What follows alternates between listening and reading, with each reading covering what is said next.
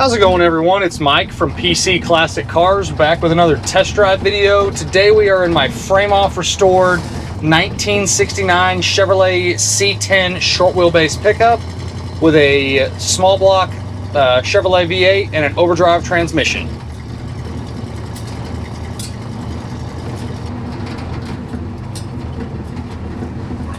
Alright, so again we have a 1969 Chevrolet C10 short wheelbase pickup.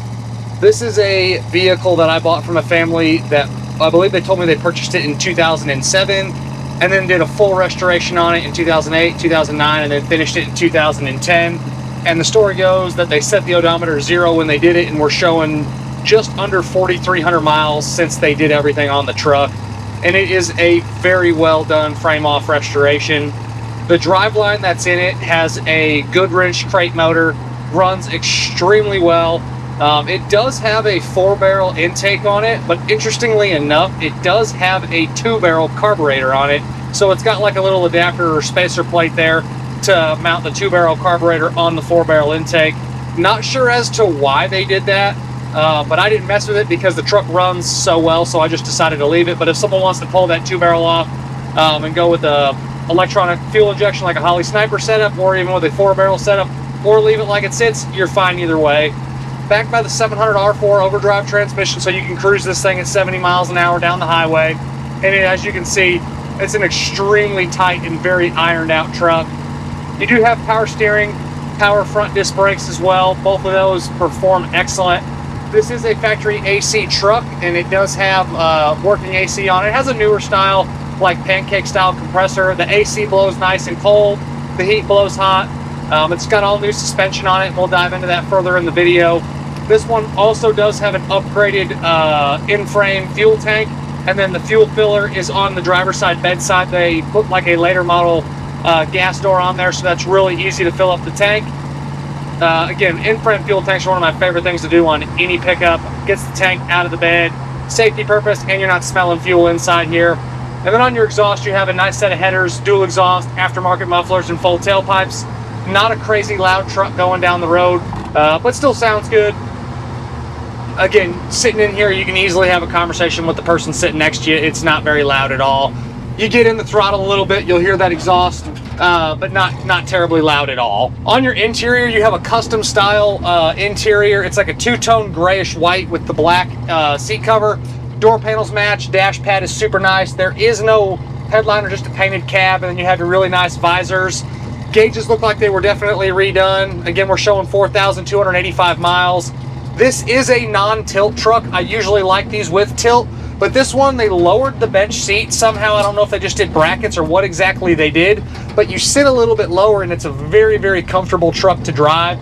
The only thing I would do on the interior was I would definitely put some armrests back in it, because the way I drive, I like to have my arm on the armrest or even a little center console. There's just not one in this truck, and that's a really, really simple thing. You do have an aftermarket stereo. You got the little hook up here for auxiliary, and then a USB charger as well. So that's really, really cool. Unfortunately, this one does not have a spit decal in the glove box, so I do not know what the original colors are. But checking out the frame and everything, this is a true short bed truck. Nothing's been shortened. We'll get on it here a little bit. And it's not a crazy powerhouse little crate motor. Those Goodwrench crate motors, I know there's a couple different ones out there, but they're more just kind of a stock style replacement 350. And this one does run well. I've had 700 shifts, great. This is a truck I would hop in and feel very, very confident going wherever I want to go. Again, with any old vehicle, you never know when something can go wrong. But with something that was put together about 15 years ago now and has 4,000 or so miles on it, it's had the shakedown stuff done. This is the exact kind of vehicle I like to buy. It's just well ironed out, mechanically just spot on.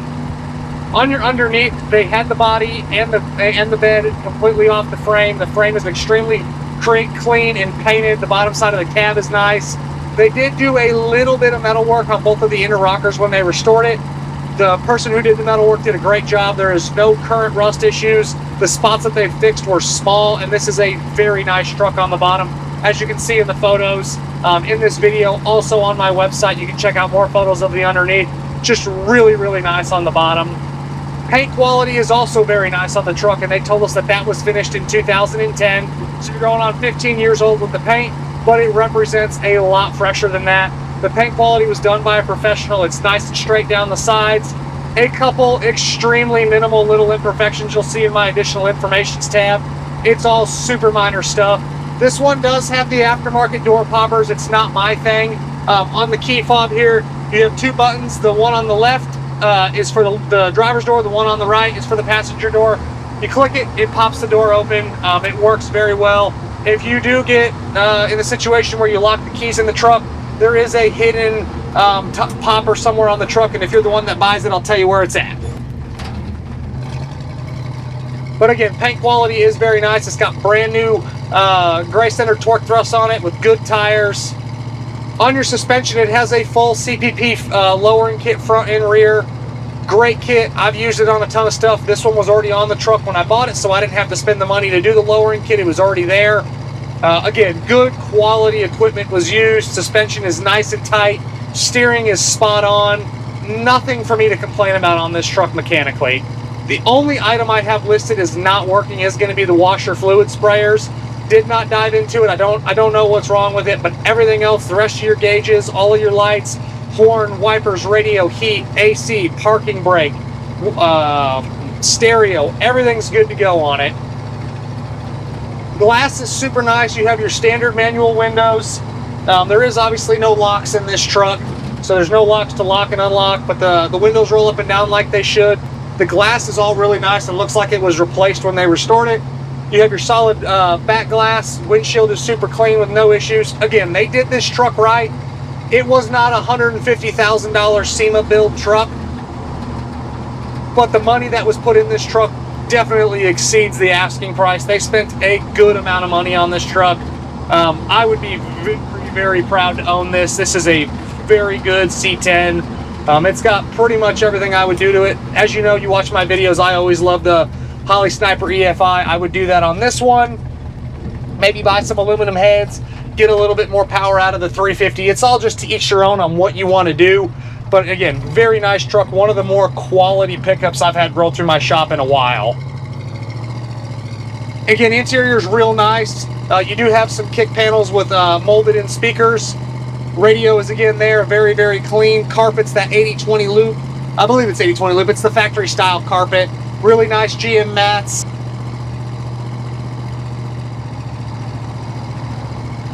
Yeah, I'm really searching to find something wrong with this truck. It's just a great, great vehicle.